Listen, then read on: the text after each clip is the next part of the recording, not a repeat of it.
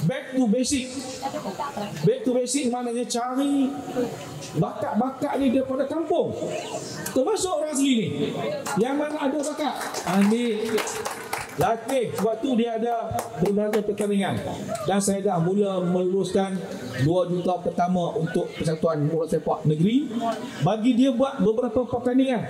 Kita pun tak ada masalah kalau ada satu organisasi yang nak buat pertandingan antara belia-belia orang asli saja.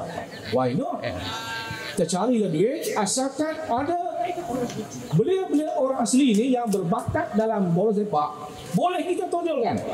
Kita panggil Dato' Azhar nanti di Berhenti, mari tengok mana di antara pemain bola sepak dalam kampung-kampung ni yang ada kemahiran, ada kekuatan, ada kehebatan, boleh dribble macam-macam ni, kita ambil supaya dia boleh mewakili negeri Perak.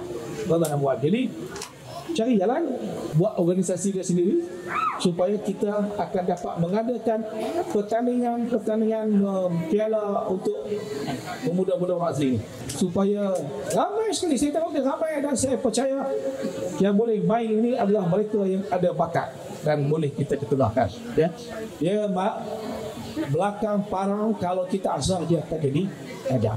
Betul. Kalau kita biar duduk dalam kampung ni, bakat itu akan tenggelam. So, buat saya bersedia untuk memberi ruang kepada belia-belia orang asli. Ya?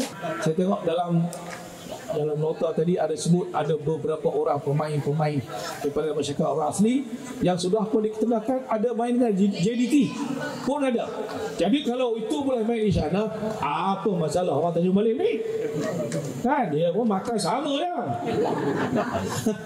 Bakat pun sama. Jadi kerana itu tuan-tuan, puan-puan, termasuk anak-anak saya lah yang muda-muda main bola tu, saya katakan main ini, game ini adalah satu alat untuk kita berkumpul.